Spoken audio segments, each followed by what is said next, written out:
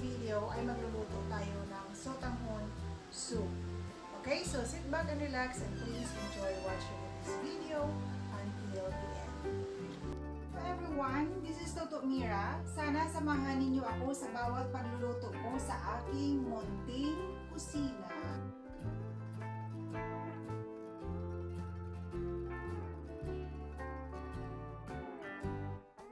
Here are the ingredients. We have here 100 grams chicken. Meron tayo ditong sotanghon, 6 cloves garlic, 1 piece onion, 1 piece tomato, 2 pieces calamansi, spring onion, and meron tayo ditong knorr chicken cube. And gagamit tayo ng dalawang hard-boiled eggs, and then repolyo, dalawang carrots, meron tayo ditong fried garlic, cooking oil, salt, and pepper. Okay, ka-friendship, let's do the rock and roll. Chef, what we are going to do next is isang preheated wok. Maglagay tayo ng konting cooking oil.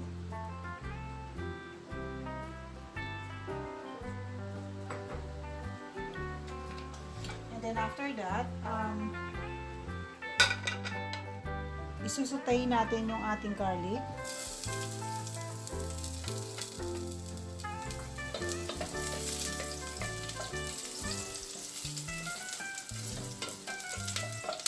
Dagdag na rin natin ang ating onion.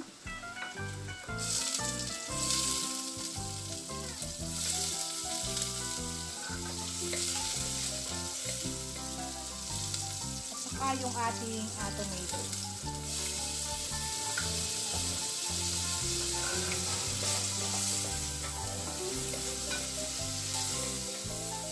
And after that, ka-friendship, dagdag natin yung ating chicken. Magdagdag tayo ng konting asin. Ayan, ka-friendship, konti lang muna. And then, dagdag na rin tayo ng pepper.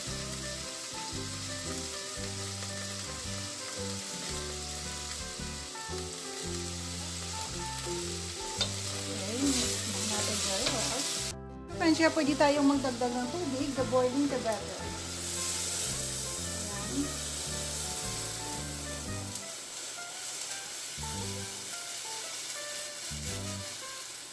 So, hayaan na lang muna natin sa dyan, ka-friendship. Pakuluan natin yung ating manok hanggang sa maluto. Let's go back later. At this point, ka-friendship, luto na yung ating manok. So, what we're going to do next is idagdag natin yung ating sotanghon. So, ayan na siya, ka-friendship. And then, dagdag na rin natin ang ating chicken knorr cube. So, pakuluan lang natin siya and then balikan natin siya later. Ayan, ka-friendship, luto na yung ating sotanghon. So, what we're going to do next is idagdag natin yung ating carrots.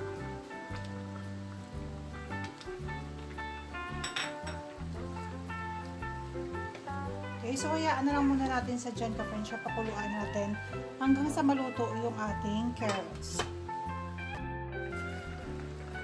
Ayan, ka-friendship, luto na yung ating carrots.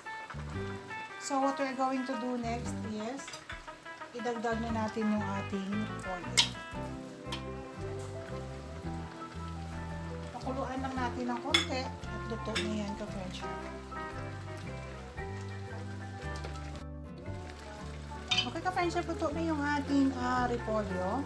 So, check natin kung okay na yung alat ng ating sotanghon.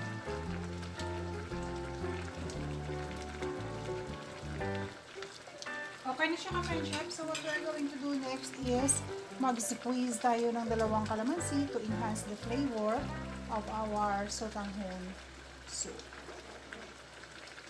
So, ayan, ka-friendship, ready for serving na siya. Ito na po yung ating finished product, yung ating sotanghon soup. Okay, so i-garnish lang natin siya ng spring onion. Ayan.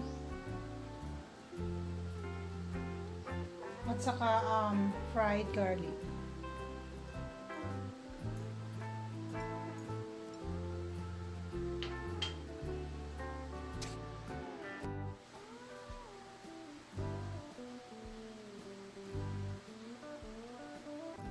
Okay ka-friendship, sana nagustuhan ninyo ang dish natin sa araw na ito. Kindly hit that like and share button, and to those who are new to my channel, please do hit that subscribe button and kindly include the notification bell. And every single comment is highly appreciated.